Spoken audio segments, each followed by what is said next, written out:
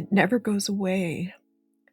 The grieving, it's different, but it never goes away. And I'm okay with that. When you know someone as long as I knew him, it would be weird if it did go away. Wouldn't that be strange? To love somebody for that long and then to kind of get over it. So I don't expect to get over it. I'm just learning to live with it. Hello, and welcome to Grief, Gratitude, and the Gray in Between podcast. This podcast is about exploring the grief that occurs at different times in our lives, in which we have had major changes and transitions that literally shake us to the core and make us experience grief. I created this podcast for people to feel a little less hopeless and alone in their own grief process as they hear the stories of others who have had similar journeys. I'm Kendra Rinaldi, your host. Now, let's dive right into today's episode. Today, I am honored to have Pamela Blake. She is a PhD with us. She is also the CEO of Utamatzi Inc. She's dedicated to bringing the Isaak Collection, which is a series of novels by her late husband, David Isaak, to readers worldwide. We'll talk about storytelling, legacy, and the journey of publishing his works. Welcome, Pamela. Hey, Kendra, thanks for having me. Nice to be here. I am glad you are. We were talking a little bit before we started recording in terms of this is the first time you're speaking this morning since it's earlier for you. Sorry. It's fine. It's like because it's just we are so honored to have you be with us as early in the morning as it is for you. So you're in California. So tell us a little bit about where it is you live and where you grew up. And we'll start that way. I presently live in Huntington Beach, California, which is Southern California, just south of Los Angeles a bit.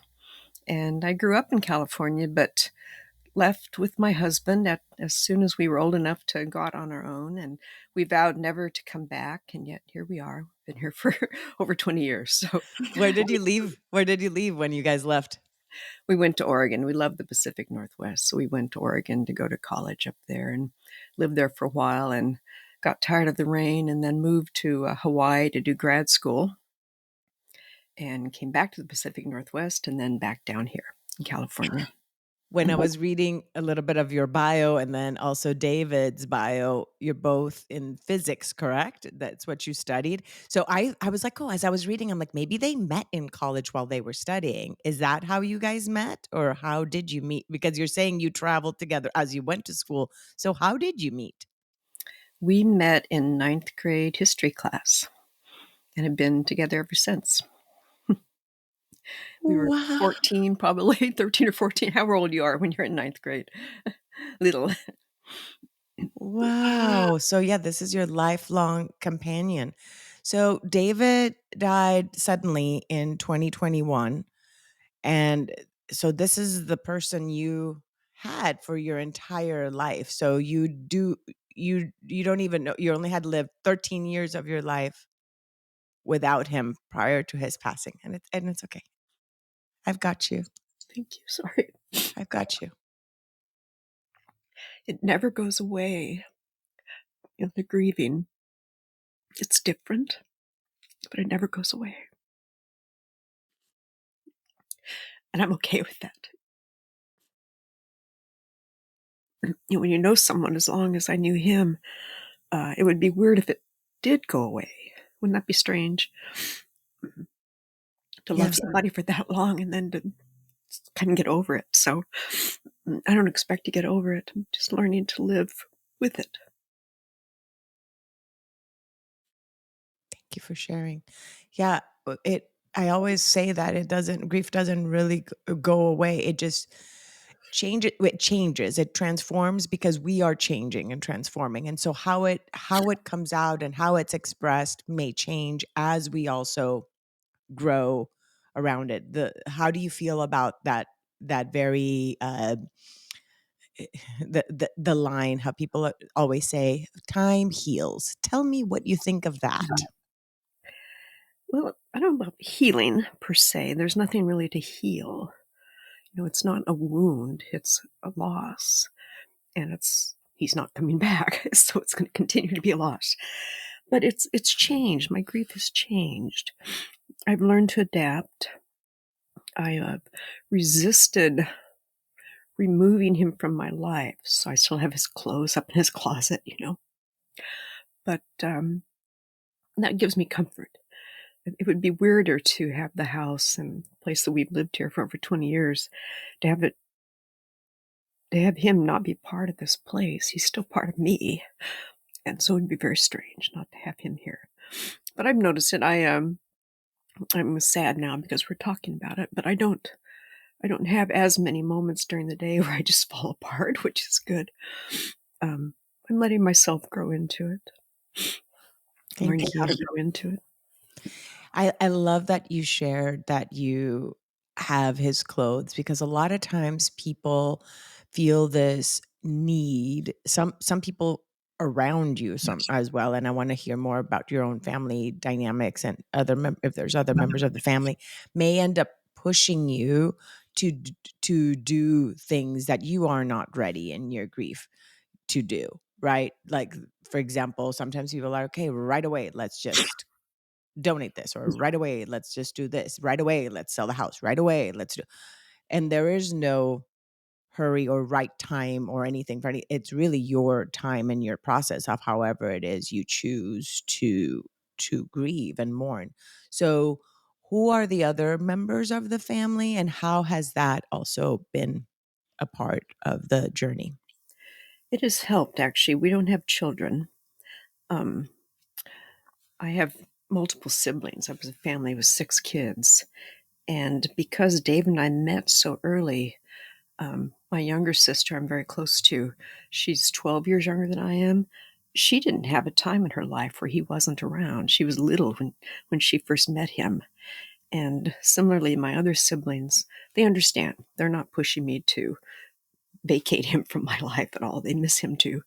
And he has 2 sisters who miss him deeply. He was their older brother. And his 2 sisters and his various cousins grew up looking up to him. So there's nobody pushing me to get rid of him, I love which is that good. you have other people supporting you in your journey that can relate to what you're going through and Yes. support you in that process. Thank you so much, Pamela, for sharing that. So you've shared how you guys met. You shared your journey of living in Oregon, living in Hawaii, then 20 years now back in California.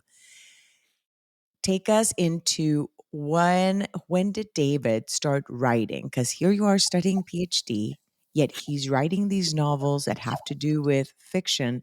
Was it something he did to de-stress? Was it just something that he did as just a hobby? Share about his literary journey, please. I think that's a lovely question. David had always wanted to write, even when he was little. When I first met him, I say little; he was a teenager, um, but he never. He did off and on. He wrote short stories. He wrote various things, but he never really put a concerted effort into it. The stress of trying to do something like that while studying or while working through the career. But we were fortunate enough in the early 2000s that we were in a financial position where he could write. So he took time off. So he wrote those 5 novels in a period of time of about 6 years, and he just wrote all the time, and it took over his life. But that's how he was able to produce those novels, and he had planned on doing others, but then he died. So that was the end of that. This is in the period, what years was it when he was writing? About 2000 to 29, maybe, writing and rewriting. So the 2000s. Early to the, and then, so when I was reading his bio, it said he traveled to a lot of countries. When he was traveling, then it was for his knowledge in physics. Can you tell me what this journey was of his travels? his career, he studied physics as an undergrad, and then as his graduate work, he studied geography and resource systems geography in particular. Um, and he had a chemistry background also. And his travel was all basically for the global energy consulting work that he did. So that's what took him all over the Middle That's East. what okay, that's Yeah. okay. So it is now another way that he's traveling with these novels now, because now his books will be read throughout the Yeah. world. It just continues. So he died in 2021. You knew, he had all these novels already written. At what point then in your grief were you, okay, this has to be something I do? When was that moment of realization that you felt you needed to birth birth these novels to the world? It was very soon. I was looking for ways to honor him. And I knew, of course, that he had the books. And when he wrote them, self publishing wasn't really a viable option. You pretty much had to go through a traditional publisher. And he had tried to find an agent and find a publishing house and didn't succeed. They mostly didn't like that all five books take place, they're different genres, even. They're not similar at all, except in his writing style. And that's why he stopped writing. And he was going to pick it up after he retired, but he was just so discouraged that he wanted to go back to consulting, which was rewarding for him. But after he passed away in April of 2021, I fell apart for a while. Then I realized I wanted to do something, and his books immediately came to mind. So I tracked down, he had all the files. I dug through and tracked those down. I had never done any self publishing at all of any sort. So I was starting from zero. I took some training from different organizations to learn how to do it. It's straightforward, but only after you know how to do it, like a lot of things. Um, so yeah, I started right away, and my first thought was to publish them very quickly. But I realized that started to feel to me like I was just dumping them out there, and I wanted to give them more space. And so I published them gradually over 2 years. The first in early 2023, actually. That is so beautiful. Now you then created your own publishing in order to do it. You published them yourself. You didn't go to someone. So you created Utamatsi. And I am curious as to the meaning of that, of the name of your publishing company. And yeah, if you can share what it means to you and Yeah, what's the thank you. definition. Thank you for asking that. It's part of honoring David. His nickname was Bear. He was cuddly and bear-like. Um, Utamatzi is a character in one of his books, In Earthly Vessels, who is a bear god of the Native American Miwok tribe. So I pulled out that character name and created a small company to publish David's books under that name. So that because it was tied to the Yeah. bear character. Okay, that is great. Now, you know how you mentioned as you were saying about the 5 books and then you also then doing this work, he did part of the work, then you did the other part of the work. These are your children. These Yeah. books, it's like something you guys work together on, and this is, this is the legacy you're both now leaving to the world, not just him, because you are a huge part of it too. These are both of your legacies now.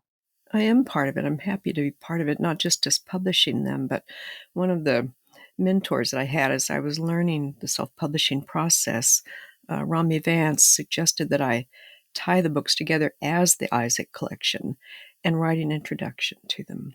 So that's my contribution. And followed later by an afterword at the end of the last one, tying it all together. I'm emotional. It's early for me. Sorry. I'll take a sip of tea. It's okay. So with when you then published it 2023, you publish it. That process, of course, you're learning how to do it. You press publish on the website and that the books are ready to be bought. What were the emotions that came up for you during that process and every time that you would release a novel? Well, it's been rewarding. I was gratified to have his books to work on, to not be so bereft that I didn't have anything of him, and I can hear his voice in it. Um, but yeah, you're right, very emotional. Hitting publish that first time. And the first one I put out there, Tomorrowville, is a science fiction book uh, genre, and it's a very straightforward dystopian sci-fi. And that first day that it was out on Amazon, it actually got to number 9 in all of Amazon's science fiction category. Ephemeral. It didn't last very long, but it did very well. And so that was an amazing emotional time to see his book doing so well. That is fantastic. Congratulations for that. Yeah. Now, tell us more about the characters and what audience is this for? It's science fiction, right? Correct? It's fiction or science fiction? Fiction? First one is science. They're all fiction. The first one is Fiction, science science fiction. fiction. What age group is it more like? Do they have even those statistics of even knowing? And who is the audience? They're written towards a young adult, towards an adult audience. There is language in all of them, just to varying degrees, sexual acts in all of them to varying degrees. The first one, Tomorrowville, not too much of either. So it goes down into the young adult category also. I think parents would be fine having their kids reading that one.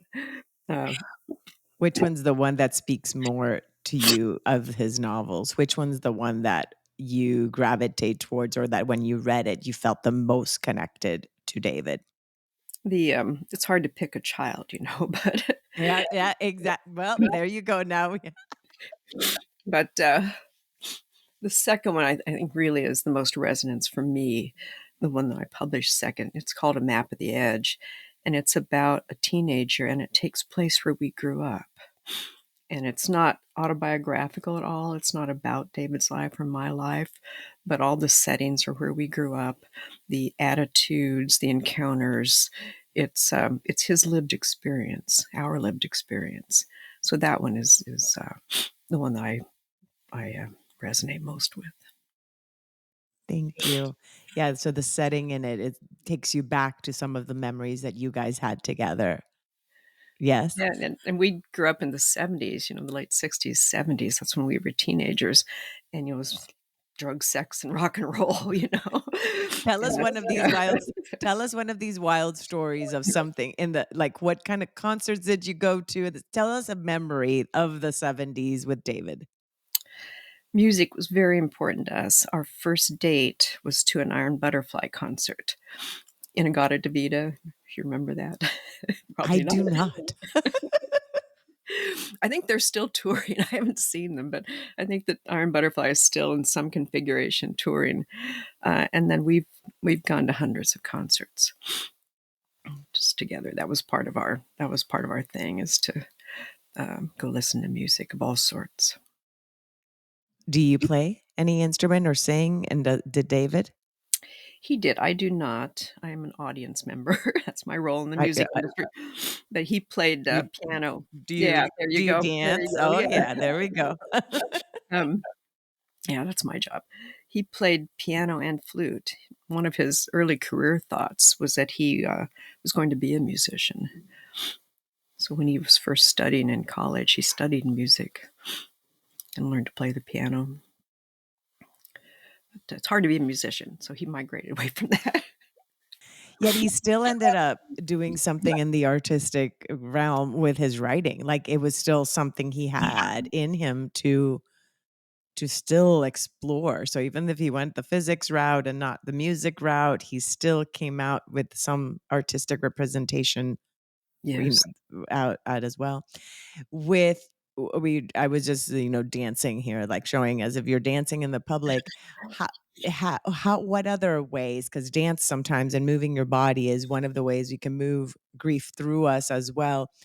What other ways have you been able to find that work in your grief journey as ways of mourning? Um, Nothing as outward as dancing in public, probably just as well. But we have a large garden. We both love gardening. And so I've maintained that garden and grown it and kept it as much in his memory as anything, keeping all of the cactus and other plants that he loved. So gardening. And when you're out there, do you listen to music or do you just listen to the sounds of nature? Just nature. I like nature. I I, I still go to music concerts though, and it's when you're going solo, it's hard for me anyway. 'Cause I'm used to not doing that, so it's always something I force myself to do. Partly because I want to keep our life alive. In fact, I'm going on Friday to see Bob Dylan and Willie Nelson. So Whoa, that is should be amazing. epic. Yes. That is going to be epic. So, Pamela, with the journey and of grief, a lot of times I've noticed, and sometimes I ask this to the audience, is what beliefs did you grow to the audience, to my guests, what beliefs did you grow up having about death and what happens after we die? And how have those played a part in your journey? And have those transformed as you've experienced grief yourself? Um, I grew up in a fairly traditional Christian household. My family, they weren't deep practitioners, but that was the basic belief, is that people died and went to heaven. We didn't talk a lot. Pretty positive parents. We didn't talk a lot about people going to hell, the negative side of things. So I grew up with that as an impression. Um, I first experienced deep grief when my father died when I was 16, and I felt him still today, and that's deepened as I've gone through various stages of grief with different people. Um, my father, a younger brother, my mother, my sister died in early COVID. She probably had COVID, which was not too long before David passed. And always, all of those people are still with me. And that wasn't something we talked about. People died, they went to heaven, end of story. We grieve them for a while and off we go. It wasn't quite that, flippant, but that's what has really changed for me, is to realize that he is here. He is here. I dream of him every night. Last night, I had a great dream of him. Um, I won't describe it to you, but Well, thank you. If yeah, not, yeah, we'll keep that for your other novel, which who knows what genre that novel will be. yeah, we'll save that for later. But um, You know how my show has the gray in between? Who knows if that's a 50 Shades of Grey type book that you're yeah, trying to say? yes, very good. Yeah, so it's wonderful because he's not gone, and so I don't have to act like he's gone. And my sisters, my siblings dream of him too. One of my nieces dreams of him regularly. So How has that, because I completely can relate to that, of just that feeling of knowing, of the knowing based on just how you feel that that energy and that there is still with you. Eh, the how has that knowing shaped your grief, because you experienced it so young, then with your dad dying at when you were 16, David then was by your side too, as somebody else that was holding memories of your dad as well, who's now passed, so because he yes, had known him for like what, 7 years at least at that point. So how how is that knowing then, as you said, you could continue feeling like they're with you because they are in your dreams and in your everyday when you're out in the garden, shaped your grief and in those moments of when you feel connected? What are some of these things that you feel, as like aside from sleeping, of the connections? it's something I look back on every day. I don't have him here as a physical companion anymore, but I still talk to him. And I've had multiple experiences where I just couldn't figure out how to do something. He was the tool user, the garage was his territory. And there have been multiple times where I've just stood in the garage and said, I know I need to do something. Where is that tool? What tool do I need? And it just came to me. It was very odd. One of them was one of the tools I wanted was in an obscure place, and I suddenly knew where it was.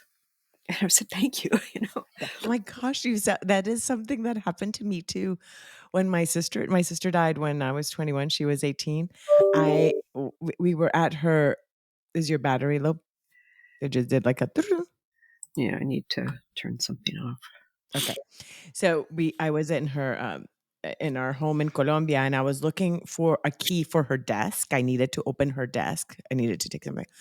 And I literally was like, there was a little box, and I had put my hand in it, thinking that's where she had the key, and then it wasn't. And then I'm like, Zorana, can you please just help me find that key? Like, I need to open this drawer. And my hand just went straight back again to the little box that I had just put. And then I felt the key. So it had been there. It was just, I had not. So the same, this no, right away knowing that this is what you do. But it's this, you do have to ask sometimes for that guidance and that help and to be able to see it. So the fact that you asked and you had this conversation and that you knew. Now, once you found the tool, did you know how to use it? I did. I knew what I was looking for. I just didn't know where it was. It Okay. wasn't for real. It was a simple tool. There have been a couple of tools I've had to Google to find out what they even are, but uh, yeah, Now, that when you're out in the garden one. and being in nature, what are some of the experiences in nature that also make you feel that connection? um, touching the plants that he liked. We have a vegetable garden and a flower garden and a cactus garden, and just handling those plants and putting them into the earth and standing back and looking at what he had started, the garden area that he had started, and knowing that it's still here. I feel connected, not just to him, but to the earth as well. Is that the case with your dad as well, or with your siblings, any other members of the family? Had you found these like ways that they connected differently with you? With my sister, definitely. She was, we were very close, and she died very suddenly, like I said, in early COVID days. And I dreamt of her also. I feel her because she's a sibling. I also talk with my other siblings about her, and so we continue to keep her alive. With my father, it was traumatic because he died, and I was grieving, but also my mother was 42. She had 6 children, ranging in age from 17 to 2, no job, and no driver's license. So most of my grief was with her. And as I was the oldest daughter, I was 16, and co parenting with her. I won't say it's the reason I didn't want to have children of my own, but I had that experience already. I didn't need to have children because I had experienced my siblings. That must have been really hard because, like you said, the roles, and this is something that happens with grief, is identity changes too, and the roles and how everybody shifts within that. The fact that right away, like you became the co-parent then at 16, that's a huge responsibility then to have with your, with your having taking that role with your mom. And then you also not only lost your dad, but then your mom also changes, right? Because then what did she have to then now all of a sudden start working? If she had been home, like the dynamics of the home changed a lot, right? A lot, yeah. She had to relearn how to do all those things. When she met my dad, she was employed as a secretary, so she had skills. It wasn't like she suddenly was starting from zero. But over the course of having children, she didn't work, and so she just had to start again. I'm not sure why she didn't have a driver's license, but she had to do all that, to really just go back to living out in the world. It was hard. It was hard to watch, and it definitely affected the family dynamic. It made it harder for my younger siblings. I was already halfway out the house. David and I were 16. We knew we were going to live together. He was there for me as my rock, and so I had a support structure that really she didn't have. She didn't have her person anymore. And it's one thing to say that I was co-parenting, but she couldn't rely on me or my older brother the way she would have with her husband. So that was my first experience with that complexity of grief and of navigating grief. I love the word that you use, complexity, because it is very complex and it's so unique in each of the different circumstances. And it's so to say to someone else, "Oh, I understand." No, I don't. Because again, it is very unique to you, every single one, as you have experienced yourself, that your own grief journey with your dad passing, with your sister passing, with it's just changed. It's different. You've never had a spouse die. Now you are actually knowing what that feels like with how it was for your mom. You're able to relate in some shape or form to what she went through now Yes, that you are a yes. widow yourself. So, but it's very, very hard. How does that word widow, actually, as I'm saying it, how does that word sound to you? What does it feel if I when people say it? And right now that I said it, it just kind of I normally say it with no problem, but for some reason right now it just felt different as I said it. Yeah, that's very insightful. I don't use it. I don't think That's of what I myself felt. as a widow. I still say we when I talk about Dave and myself. It's not a label I've ascribed to myself. I don't mind it. It doesn't offend me or anything, but it's not part of my personalization of the grief. It's interesting. It's like right away. Yeah, It's like there's something about the conversation, and just because of what you were saying regarding him still being here, as I'm saying it, I'm like, wait, this does not seem that it's the right word to yeah, use with very, you. very insightful. Mm. Yeah, that was you picked up on something, or maybe you're psychic. You seem like you might be a little. Um, yeah, to understand that. I'm not going to give up on our life together. I don't need to. I'm fortunate enough that I don't need to suddenly reinvent myself. So much of what I'm doing is continuing the legacy of how he and I lived, and getting his books out there.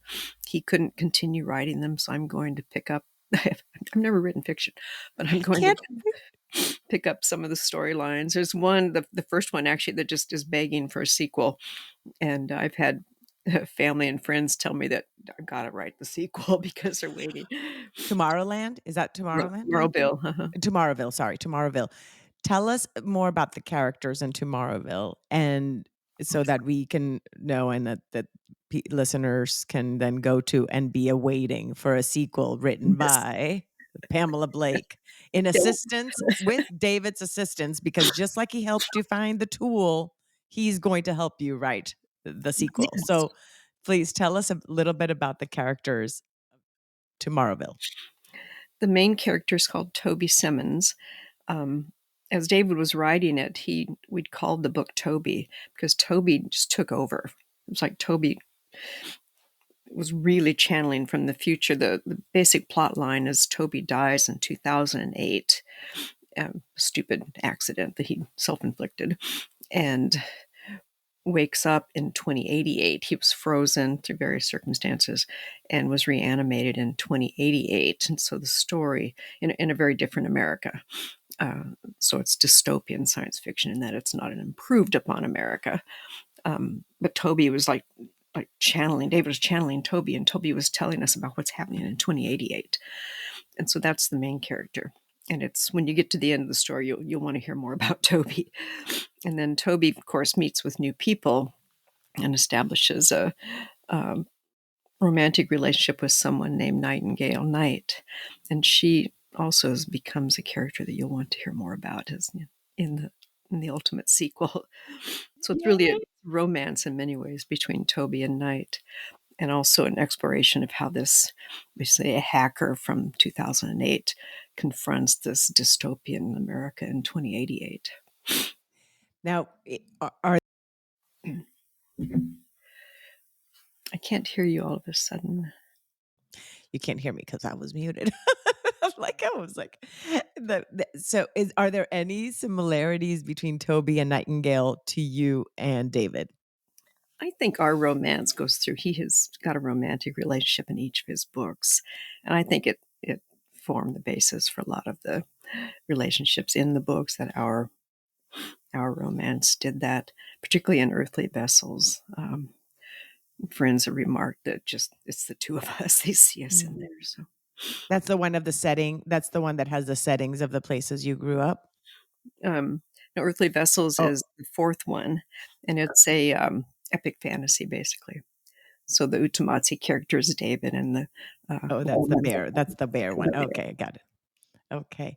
So I am looking forward to in the future, not in 2088, hopefully before that you come and share and share about the book you've written for the sequel. Don't wait till 2088 because then it won't be future anymore. right. Yeah. So that you can come and share with us about this sequel. Pamela, I always like to ask people, is there something I have not asked you that you want to make sure you share with the audience, whether it's about, your grief or any other thing that's coming up that you want to share? So many messages. Don't wait to tell somebody you love them. Dave and I were very expressive, so it's not a personal thing. But I do wish with my sister that we were close, but even so, I wish I had expressed that to her more often, just to leave that with her. Um, and don't be afraid to tell your story. I've been very grateful to have David's stories to tell.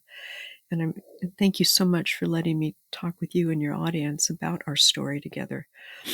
Because I've learned so much about self publishing, I'm going to put together my experiences just to write down what I've done and share that with other people. It might accelerate their process if they find themselves here. Just a simple guidebook to say, hey, look, here's some stuff you might want to have known. I love that. And who knows if you might be able to even intertwine the self publishing story of writing about self publishing with your grief journey intertwined so that way it's that way you're also able to bring that up too and within it because when you have a big enough why, which it is what you had, it's like you figure it out. You Yeah. figure it out. I didn't know how to do a podcast when I started a podcast. It's been 5 years since I've had a podcast. I didn't know how to make a website, but I made it. It's like you just figure it out somehow as you go along. Don't let the not knowing of how to do something to stop you and find what it is this that you have that's a driving force that will take you through it and it will come as it has with Utamatsi and with everything else that you will be able to bring to the world. I'm so excited to see that. Thank you. Pamela, I'm so grateful that you were able to share your story, share about David. Thank you for going along this journey of this conversation with me. I know that the emotions were there and they're beautiful, all of them. The tears, the love, it's beautiful to see and witness that. So thank you for allowing me to be part of your grief journey as well. And again, this was Pamela Blake with Utamatsi, and I'll be sharing the links below so that you can see how you can access the Isaak Collection and start your own reading journey and be looking forward to the sequel of the sixth child will come soon. Thank you, Pamela. Thank you, Kendra. Appreciate you.